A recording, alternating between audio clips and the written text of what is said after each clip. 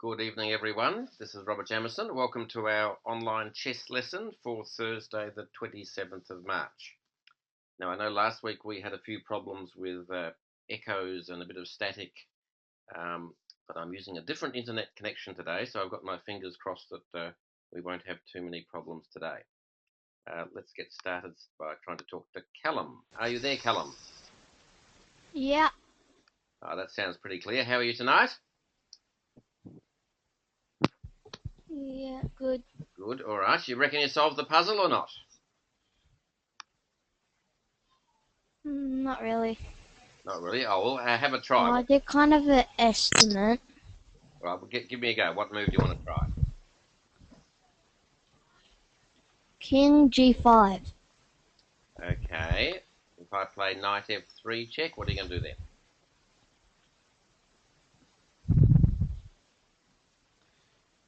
King F5. All right, I'll go knight H4 check.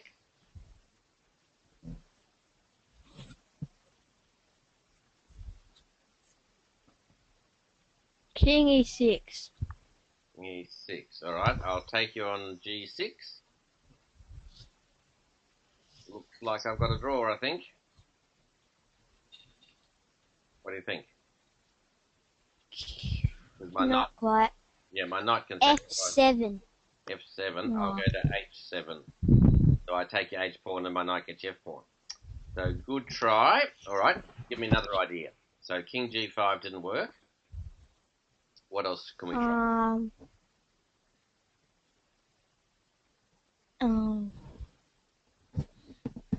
G7. G7. All right, I'll play King H7.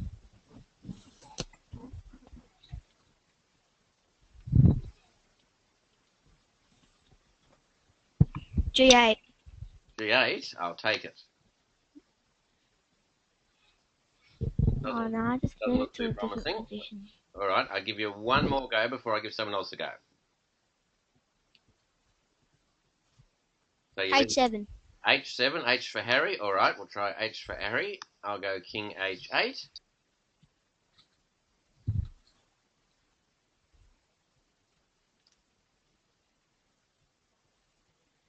F7. Yes. F7. All right, I'll take on G6. I think I've got to draw again because if you take my knight, it's stalemate. It's pretty tricky. Right, thanks, Callum. I'll see if Derek can help us solve it. You there, Derek? Yes. Yep. Oh, you've got a bit of static, but hopefully it'll be all right. So, have you got a better idea than Callum's tries? F7. All right, you try F7. Now, what if I just take it? If knight takes. Knight takes F7. Yes. What's your next move? H7 check. Very sneaky, because if you take the knight, I just take with the king, and it's a draw. All right, H7 check. So I'll play King G7. G takes F7. All right, I'll take on H7. F8 equals rook. Rook, very good. If you get a queen, it's stalemate. But if you get a rook, it's a win. So well spotted. I think you were the only one who solved it, just looking here. Most other people tried H7 or G7, which didn't quite work. All right, that was excellent. Thank you very much, Derek. Okay, so let's move on. I'll talk to Maha. You there, Maha? Hello? Oh, how are you tonight? Good. Good. Did you puzzle or not? I didn't get it because I thought it was black to move. Oh, okay. All right. Yeah, set down the bottom, white to move. Anyway, today we're going to talk about openings, which is a subject I don't often teach because you can sort of pick up most of the openings from chess books yourselves, probably when you're a stronger player. Basically, when you start, you just need to know a few openings that can give you a reasonable game and won't result in a game, and a bit of a general understanding of what you're doing in the opening. and you should be able to get by. So if you guys are stuck, I'd much rather you guys say endgames than spent a lot of time on openings, but certainly we can have one lesson to have a look at the basics. All right, now Maha, we need to know what we're trying to do at the start of the game. So you tell me 3 things we're trying to do at the start of the game. 1, king castle. 2, develop your pieces. Make our king safe, And develop our pieces, and what's the third one? It's to do with space.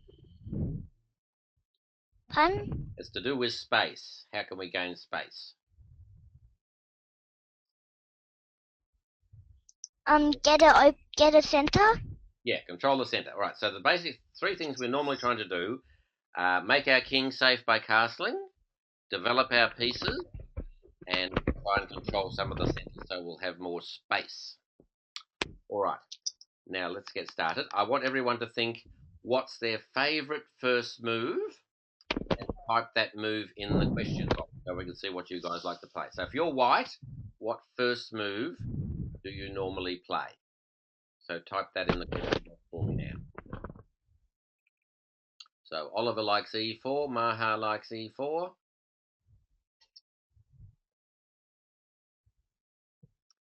Callum's e4, sometimes c4. Tim likes e4. So Maha, you like e4? That's your favourite first move? Yes, I usually play e4. Yes, right. Most juniors play e4. All right. Now, if I play e5 back, guys, have another think. So you're white. What's your favourite second move after e4, e5? Type in your favourite second move. So Derek likes knight f3. Maha same. Oliver same. Callum likes bishop c4. Callum's a bit of a rebel from the look of it. Everyone else is going knight f3. So Maha, you like knight f3? Yes. Yes, so that's developing a piece to a good square and clearing out a spot so our king can castle soon. All right, I do knight c6. All right, guys, what third move would you do in this position? White to play, to move the pawn.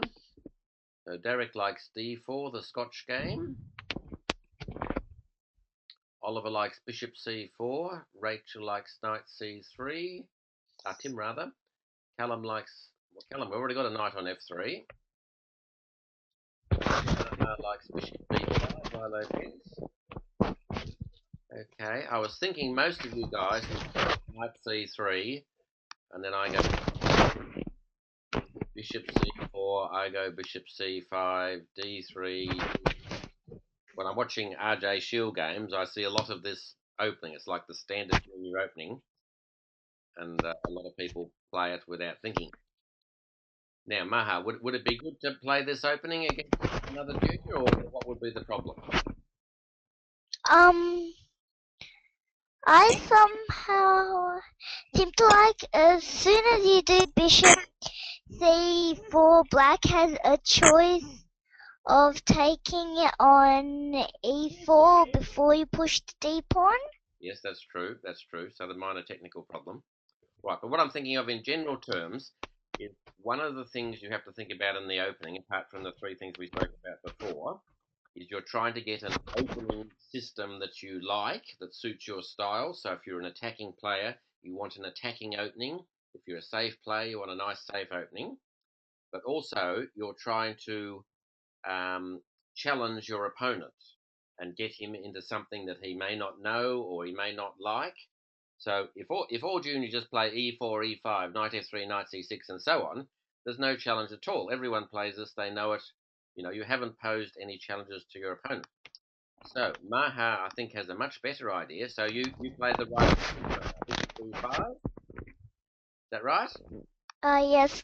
Yes. All right. Yes, I don't like bishop c4 because of knight takes e4. Right. Well, stronger players, they pretty much always play the Rye Lopez, bishop b5. They won't play the Giacomo. So that's a good move.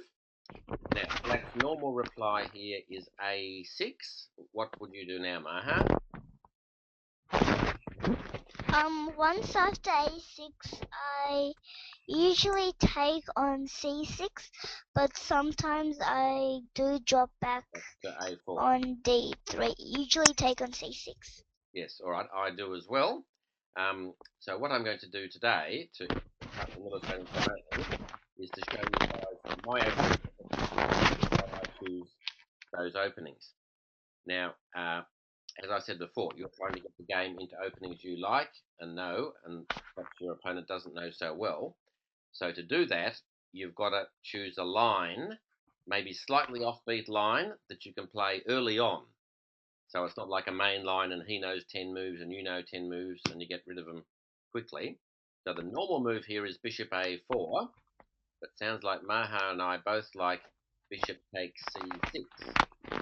Right, he takes back with the d pawn. This is called the exchange Lopez. Now, Maha, so from that exchange, what's good for you in that exchange and what's good for your opponent? I like the double pawns for my opponent. Yes, so that's bad for him because he's got double pawns, yes. And what's good for him though? Has he got compensation in something? He's got a sort of a compensation because he's got the D file, the half open D file. Yeah, anything else? He can develop his bishop. Oh, well, the thing I'm thinking of, he's got the two bishops. So we've given up bishop for knight, so he's got double pawns, so that's bad. But he's got two bishops, which could be good. All right, what move do you normally play in this position now, Maha? Knight c3. I like rapidly developing to not give him a chance to use his double bishops. All right. I played knight c3 a couple of times. I think I played it in one World Junior. Now, what would happen if you took on e5? Would that be a good move? Knight takes e5. It sort of depends. Your opponent can go queen e7. Maybe not queen e7. What about queen d4? So that's a double attack on the knight and on the e-pawn. So white's not really winning a pawn. So some juniors make the mistake of playing knight takes e5. Now, oh dear, I've got to go back to scratch here. All right, 1 second, and I'll just put the position up again. Normal move is not takes e5, but instead of knight takes e5, what do you do, Maha? Instead of knight takes... Oh, you do knight c3. All right, the normal move would be castles. Yeah. All right. Black then normally plays f6, and I play d4. Now I'll show you what happens. So takes. All right, so this is the sort of main basic position from the exchange Lopez. So what I said before is we need to understand the ideas behind each opening. So now what I want you guys to do is have a think about this position, which is sort of now clarified a bit. So what is White's plan? What's his idea in this opening? How is he going to try to win? Can anyone put in the question box what they think White's idea? I'm not after a move. I'm after like a strategy.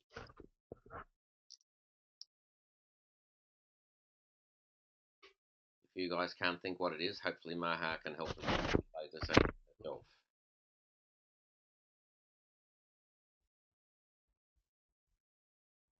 Have a look at the pawns. I'm particularly thinking of the pawns. So Callum's saying overwhelm the opponent. Not really. Can you help us, Maha? What's White's idea with this? I think White wants to trade the queens and go into an endgame. And why would White want to do that? Because his pawns are better placed. Yes, exactly right. So let's have a look. So White has 4 pawns on the king side, and Black only has 3. So if we were in an endgame, I'd be able to swap off and get a passed pawn on the king side, and probably hopefully win with my outside passed pawn. But look, on the queen side, Black has 4 pawns to 3, But my 3 pawns can block his 4. He can't get a passed pawn out of it.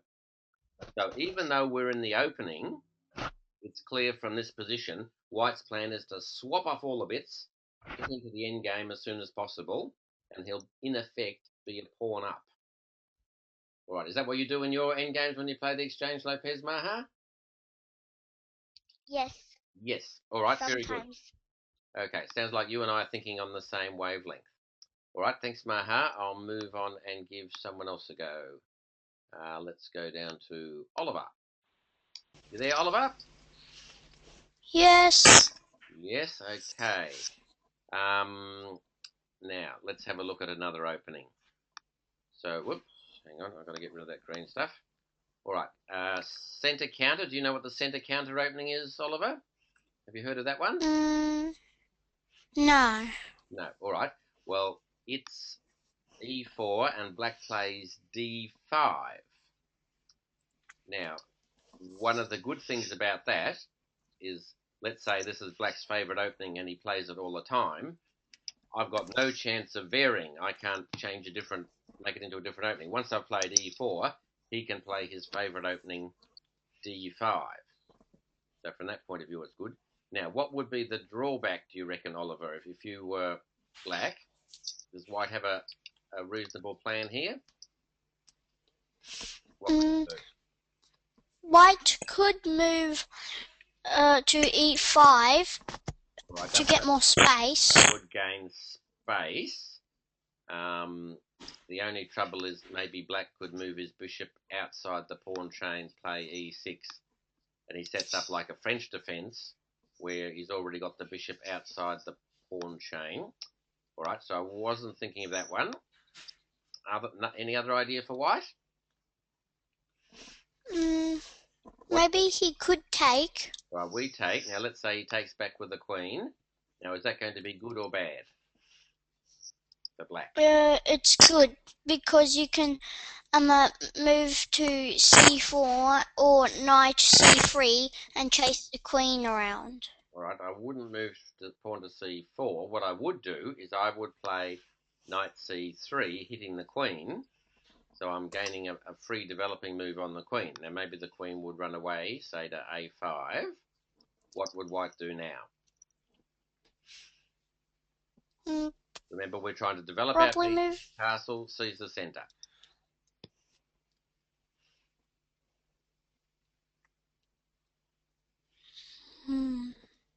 Which is the obvious move that's going to do one of those things.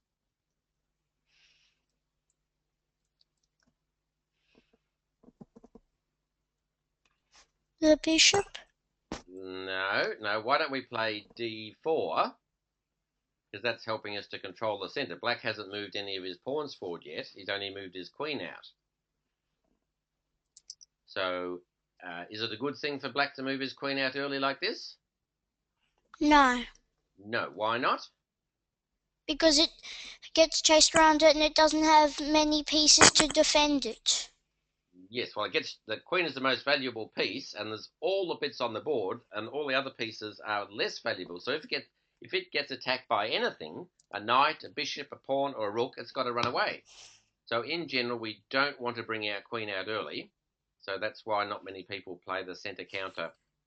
Oh, I know that Grandmaster Ian Rogers plays it quite a bit. So if you're a really good player and understand it, you can sort of get away with it. All right, let's look at another opening that's a bit similar. So I think Derek said he likes the Scotch game, which goes e4, e5, knight f3, knight c6. Then instead of bishop b5 that Maha plays, we could play d4. Now let's say black takes, white takes. What do you reckon black should do here, Oliver?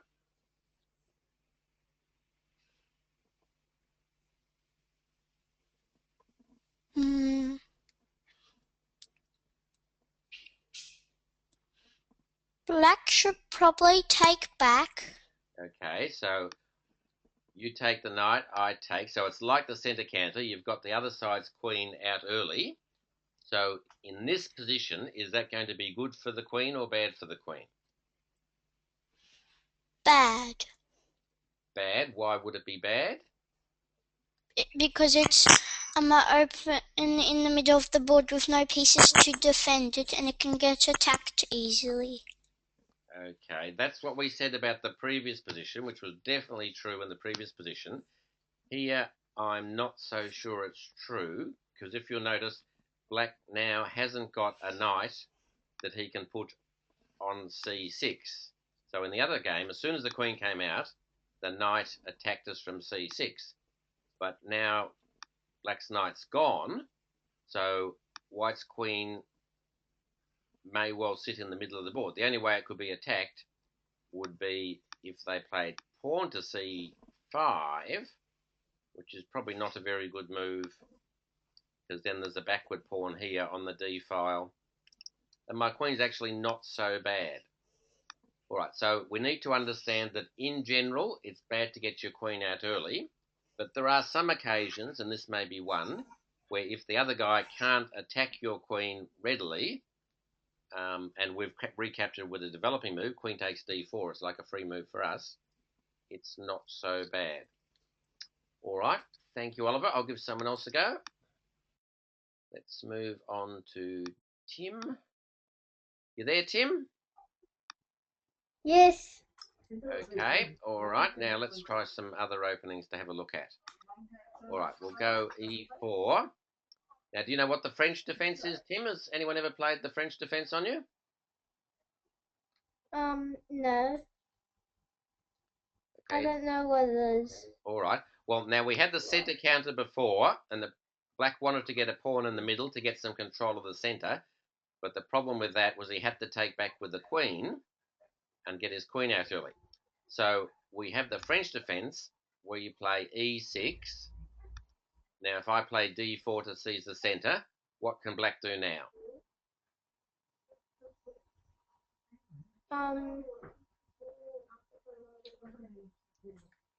Black could do knight c6. He could do knight c6, but I might attack it with pawn to d5. So the normal move is pawn to d5. So you can see how this opening is different from the centre counter, because if now I take you with my pawn, you can take back with your pawn, and the queen doesn't have to get out early. Right, so this is the different idea of the French defense, so that you can have a foothold in the centre on d5, and you can recapture with the pawn instead of the queen. So it sounds like it's a good idea. Right, now everyone, put your thinking cap on. Now tell me what the disadvantage of this opening is. So it looks like it's a good idea to support d5, but what's the bad thing about the French defense? So type in the question, what's the problem for black in the French defense? Callum says e6, but he hasn't told me why that's a problem. I need to know why e6 is a problem, Callum.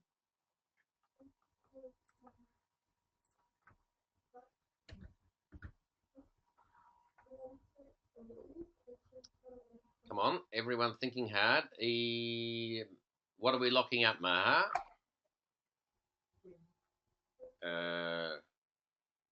Tim, what are you saying about bishop b5? Why is that a problem? It's check. Right. You want to play bishop b5 here? Yeah. I just play pawn to c6 and say go away. No, we're looking, say, what is the problem with having a pawn on e6? I think Callum's... yeah, Callum's got the right answer. All right, so I'll explain it to you guys. So maybe you're not quite understanding. Right, having the pawn on e6, that means that our black squared bishop, see he's blocked in. He can't get outside the pawn chain because the pawn's in the way. So that's the whole problem with the French defense, is the bishop might be blocked in. Right, let's have a look at a standard position. So one of the lines I like is I play pawn to e5, so that gains me space. What should black do now? Tim, what would be the obvious move for black to sort of counterattack my centre? Think about your pawns. Pawn c6. No, pawn c6. You're taking away the best square from your knight and you're not putting any pressure on my centre. What you should do is pawn to c5. Remember I spoke before about getting 2 pawns side by side? Is one of the aims of most opening systems. So the normal move, pawn to c5. Now I protect it with pawn to c3. You attack it again with knight c6. I'll defend it with knight f3. And one of the lines sometimes played is queen b6. So you're putting on lots of pressure. Whoops, I want an arrow. Lots of pressure. Oh dear, sorry. I keep pressing the wrong button. So black's putting pressure from his knight, his queen, his pawn, all on this d4 pawn to try and hold up white. And the game might go, let me see, I think I normally play a3 for white, on the d4 square. Black plays bishop d7, I play bishop e2. Alright, so this is a fairly standard sort of position. Alright, now, question for you guys to see if you understand what's happening in this sort of opening. So tell me, where do you reckon black should be trying to play or attack or gain space? Should he be doing it on the queen side, the centre, or the king side? So in this position, where is black's play? The queen side, the centre, or the king side? So type in the question box what you reckon. Callum's going queen side. Queen side for Oliver. Queen side for Maha. Yep, so it looks like you've all got the right idea. Yes, black's play in the French defence is definitely on the queen side. You'll notice, I've done it again, sorry. You'll notice that his pawn chain is pointing towards the queen side. And also he has the 2 pawns side by side, so he can either swap to open a file or he can push past to gain space. So queen side is pretty obvious. Now the reverse applies for white. If you look at white's position, his pawn chain is pointing towards the king side, and he has more space on the king side because of that pawn on e5. So white's plan should be to attack on the king side, black's plan to attack on the queen side. So it's important with the openings that you play that you don't just play out the 5 or 6 moves and then not know what to do. You need to know the plan coming out of that opening. All right, thanks, Timmy. I'll give someone else a go. Let's move on to Selwyn. You there, Selwyn? Do you have a microphone? Can you talk to me, Selwyn? Nope, not getting any noise from Selwyn. All right. Cheyenne. Can I unmute? Can you hear me okay? I'm getting a bit of an echo. Say something. No. Hello. Oh, you there? Hello? Can you say something, Cheyenne, or I'll have to go on to someone else? No. He's not ready, I think. All right, we'll go back up the top, up to Callum. Right, Callum, back to you. Yeah. All right, now, this French defence, so we had a look at one idea. Now I'll show you what I used to do. I used to play the French defence when I was a junior, and it would normally go, white plays knight c3 or knight d2, and then I play what's called the Rubinstein variation, where I take the pawn on e4, he takes back with a knight. Now I'd attack him with my knight. He'd probably play bishop d3.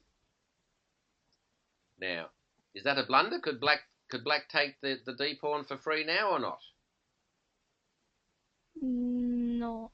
Why not? Bishop b5. Bishop b5 check would win the queen. Yep, all right, so that's not a problem. All right, I think I play bishop e7. He plays knight f3. Right, so I'd have an opening like this, the Rubinstein French, this is called. Okay, now, you tell me, what is the advantage for black in this opening? What's the disadvantage for black?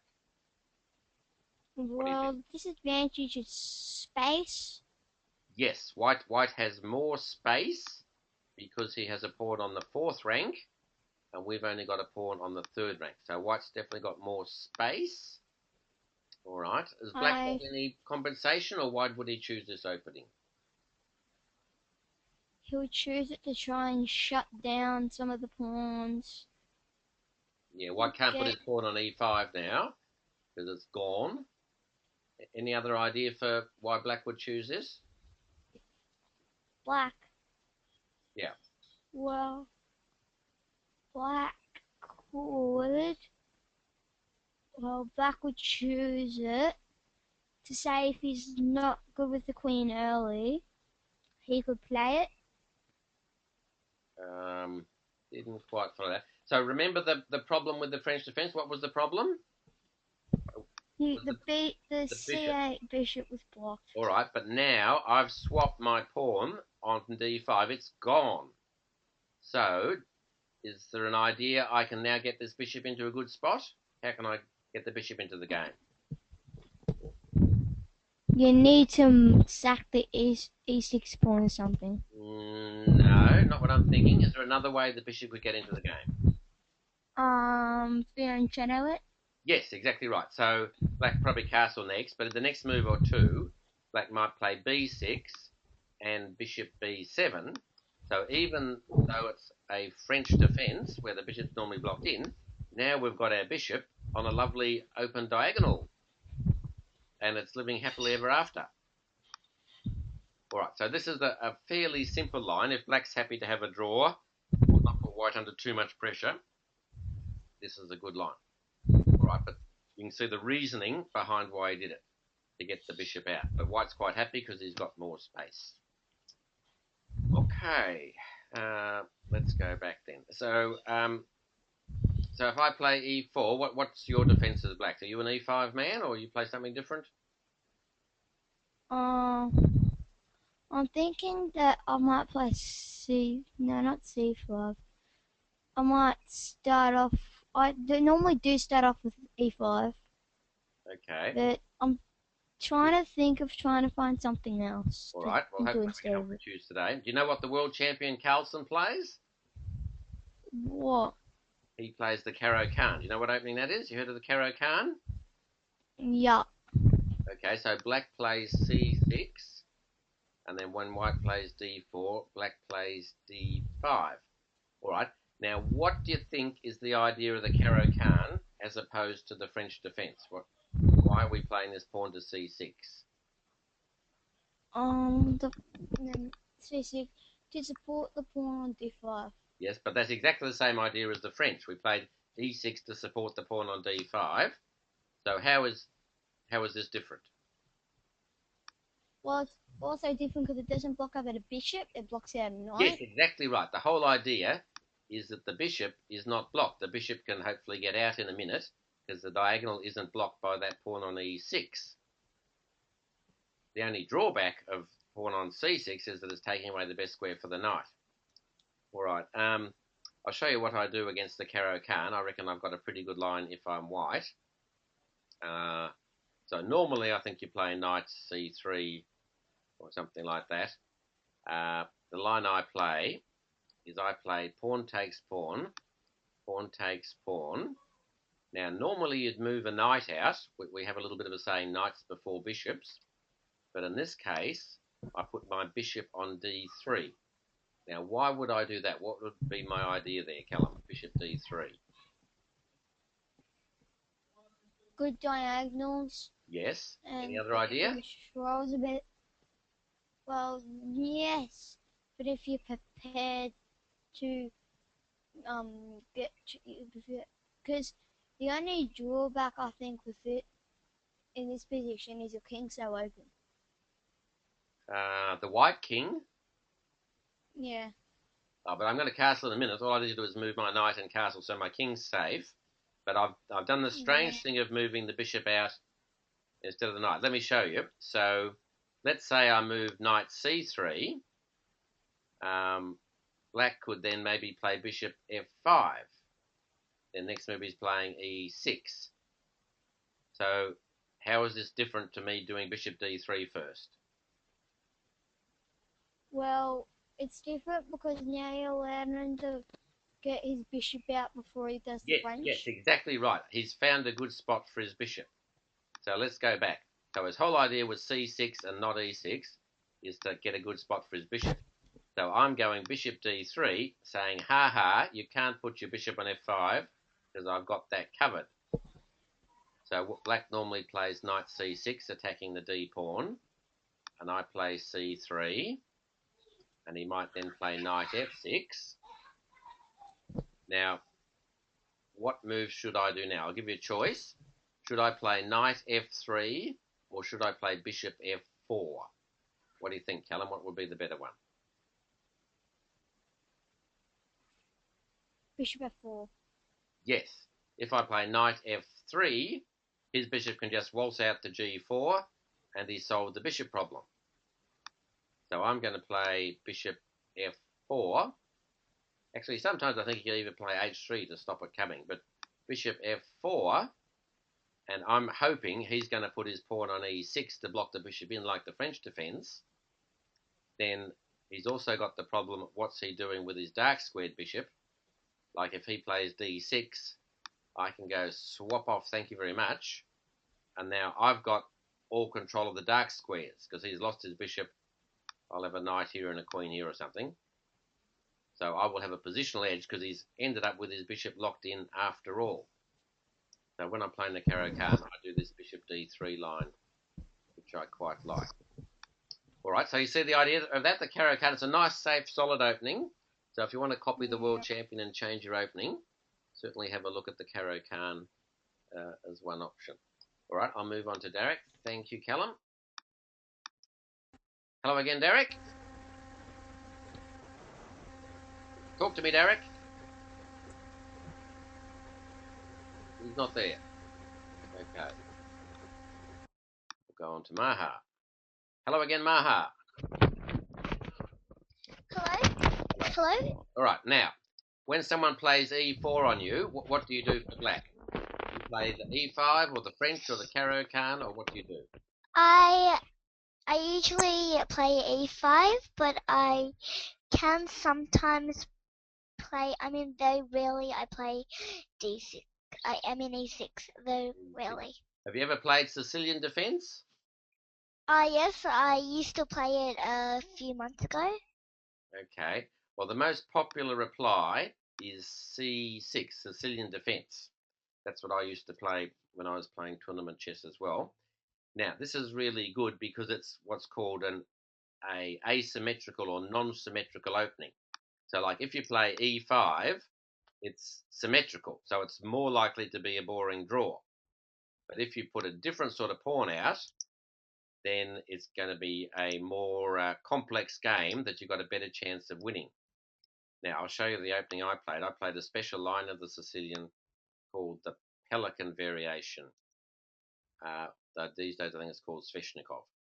So white plays d4 to get the two pawns side by side. I take, the knight recaptures. Then I put my g knight out to attack the e pawn. Whoops, we lost him. He'd protect with c3. Now, any idea what move I'd play here, Maha, to play the Pelican? It's a pretty sneaky move. Knight c3, and then It's black's go. So black's just played. White's just played knight c3. something like d5 or d6. No, I played e6. I played pawn to e5. So this is the Pelican variation. Now, most juniors, they get totally the wrong plan as soon as I do this move, because they go knight takes knight, and I recapture with the pawn, so that's strengthening my centre. And they might now say play bishop c4 or d3 or something, and I get them in this nasty pin on b4, so now their e-pawn's under attack, and they get in all sorts of trouble, and I generally end up winning the e-pawn and getting a really strong centre. Maybe I even play d5, something like that. So that's what not to do, but I'll show you what you should do. Let's just go back. d4, c5, knight f3, knight c6, d4, takes, knight f6, knight c3, e5. Now, what's the drawback of me playing this pawn to e5? What's the positional problem with that move, Maha? Any idea? Can you see a hole in the board? Yes, you've got A7. Oh no, it's A. Oh no. So black's point of view is now got a hole where white might be able to get a good piece. A square that can't be attacked by a pawn. Can you see it? Is it D5? Yes, d5. Have a look at this square. Whoops, where are we? d5. So if I could establish a knight there or a bishop there or something like that, now admittedly your knight could take me, but then I'd take you back with my knight. But if I could get a piece established there, it couldn't be attacked by a pawn. That would be really great. So the normal line goes something like, oh, sorry, I'll get rid of the colours. Where am I? All right, go away. Is you're meant to play knight b5. So you're threatening to jump into d6 check. So we cover that one. Then you put a bishop here to pin this knight. So it's all about you trying to get something on d5. So we want that knight not to control d5. I'd generally chase the knight back to a3. And I might play bishop e7, or I might play b5, something like that here, and we get a really complex game. Actually, sometimes black takes on f6 and I take back with the pawn. All right, so what would white's plan be now, Maha, if we got this sort of a game with this pawn structure and everything? What would he be trying to do? White or black? White. Well, what do you think white's plan would be? Black's got a lot of loose pawns around. Firstly, he tried to castle queen side because king side is an open file. But then on the other hand, there's a huge attack coming down the queen side. The pawn's already halfway there. Now think positionally. So where's white trying to get an advantage in space and with a good piece and everything? We just spoke about it a minute ago. On d5. Yes. d5. So white can now put his knight on d5, and his plan would be to play c3 and get his other knight to drop back to e3 to really support that d5 knight, and he'll have a nice strong piece there. Now, what has black got in compensation, do you think, for giving away this really nice square? He's got an open file. He's got a g file. White's king would have trouble. If white castles, maybe black with g8, yes. Anything else black's got? White's king is kind of in trouble because the pawns are halfway to the queen side. The king's right where it is in the center. It could be attacked easily. All you need is all your black pieces. So the king's not that safe. It's a bit like the Roy Lopez game because black has got the two bishops. See, I've got this bishop on f8 controlling the dark squares. So white's got a nice square for his knight, but I've got the two bishops, and it's a sort of fairly openish game. And my pawns are pretty threatening. So it's a really dynamic game where you could win, you could lose. You're going to get a result one way or another. But it's important that you guys are able to look at a position like this and say, yes, in this position, white's idea is going to be to dominate that d5 square. Something like that. You've got to get the correct idea from the opening. I'll just show you a funny little line I played in the Pelican at one chess Olympiad I was at.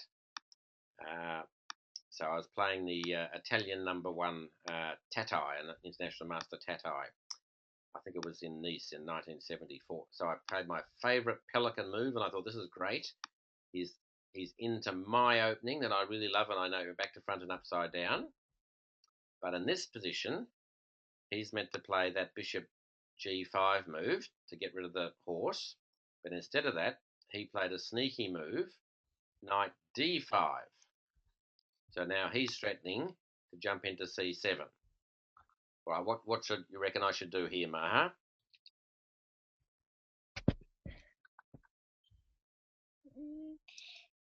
C7, knight C7. No, it's black's go. So I'm black. He's threatening to jump into c7. So how can I stop him?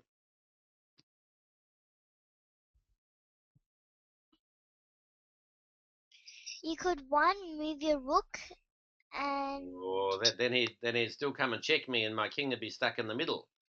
Yuck. okay. No, there is a way out. How can I remove one of the attackers? Oliver's saying queen a5, but he just plays c3 or bishop d2 or something. A6 is... No, that would force him to go where he wants to go. No, the way out is I play knight takes knight. He takes with a pawn. All right, so now he's filled that hole. So even though it's a Pelican game, white's occupied that d5 square, so normally black's pretty happy with that.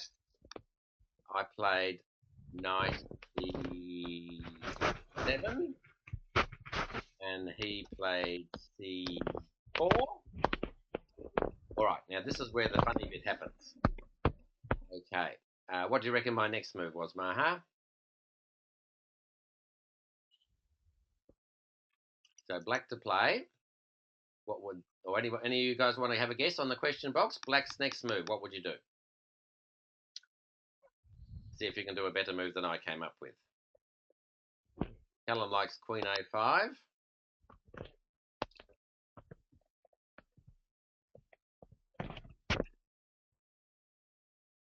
Any idea, Maha?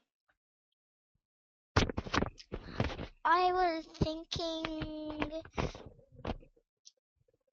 either fiend shadow your F bishop or bring out your C8 bishop.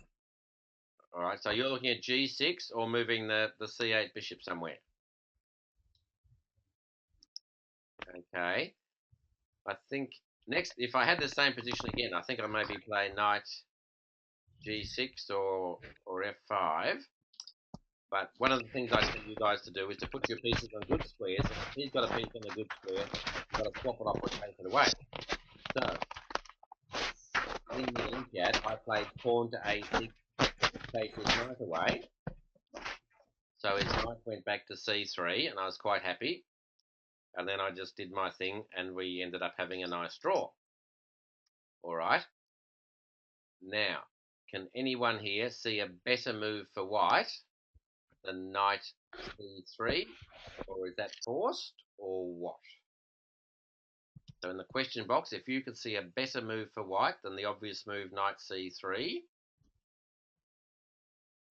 type it in the question box. Think hard. I reckon you have to be pretty good to get this one.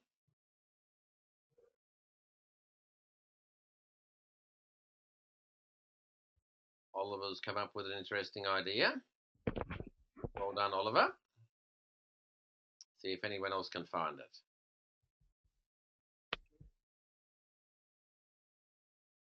Callum's going knight c7. No, that's a free knight for me, Callum. Don't give me a free knight. You got any ideas, Maha? Sneaky move for white? No, apart from queen d7, which probably won't work. No, it's white's go. So, all right, well, I'll tell you what happened. So, he played knight c3, and we ended up having a draw. So, after the game, our team goes out and has dinner. So, it's our team, and our team captain is an old guy called Gary Koscinski, who used to be Australian champion many years ago. So, we're eating our dinner, and he says, oh, by the way, Robert, in your game today, what would you have done if your opponent, instead of moving knight c3, had have played Queen A4. So I didn't have a chess set with me. I'm just doing this in my head. So I thought, now I realise I can't do pawn takes knight because he'll take my rook, win a rook for a knight. So I said, I'll probably do bishop d7. Whereupon my captain, of course, said, well, there's a slight problem with that because he replies, knight takes d6, checkmate.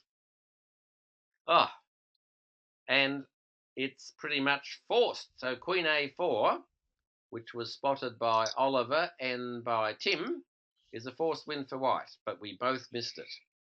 So I was very lucky. Anyway, I still like the pelican, but nowadays I don't play a6 in this variation because I know the little trap. All right, well, we've only gotten through a series of black openings today. I was hoping to perhaps move on and do some white ones. We might do that next week or in one of the next few weeks, give you some ideas for white. But I hope I've given you ideas for different sorts of black openings other than the e4, e5, what the idea behind those openings is.